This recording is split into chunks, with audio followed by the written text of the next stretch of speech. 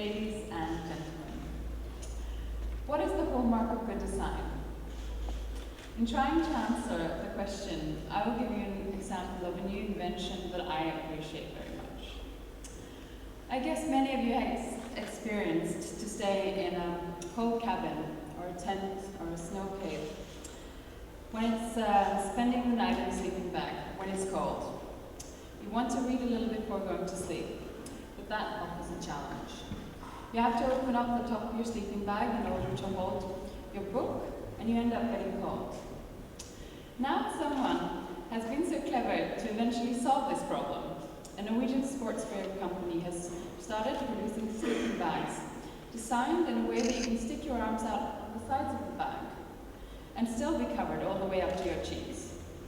That, in my opinion, is an example of good design. Good design is not an aesthetic add-on to a product. It's functional and intuitively understandable for the consumer. It's perfectly adapted to the era of youth. It integrates innovation and increases a company's competitive edge. And not to forget, good design is cool and can make us happy.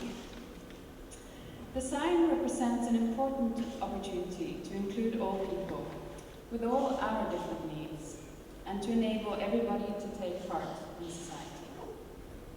This is an opportunity we cannot miss. The UN Convention on the Rights for People with Disabilities was signed in 2006, and Norway will ratify it this year. The Convention is an important ideological cornerstone, and new legislation for equal rights and inclusion will be based on this. The Innovation for All program is an important tool to fulfill this convention. The Norwegian government's action plan for universal design and increased accessibility has been a driver in promoting inclusive design. Basing social development on these principles can improve the quality of life for the entire population.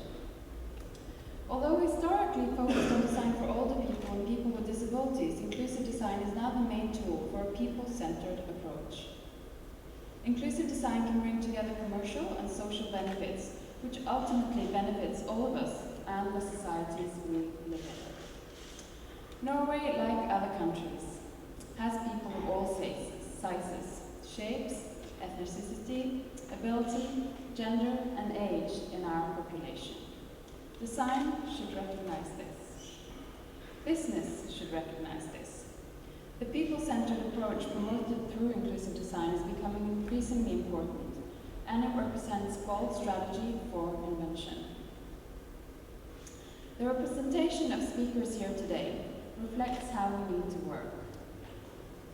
Across design disciplines, sectors, professions, and borders. This conference is about bringing together the needs and aspiration of the consumer into the design and development process. It's also about good intentions and also about good business. I hereby declare the European Business Conference on Inclusive Design 2010 officially open. Thank you very much.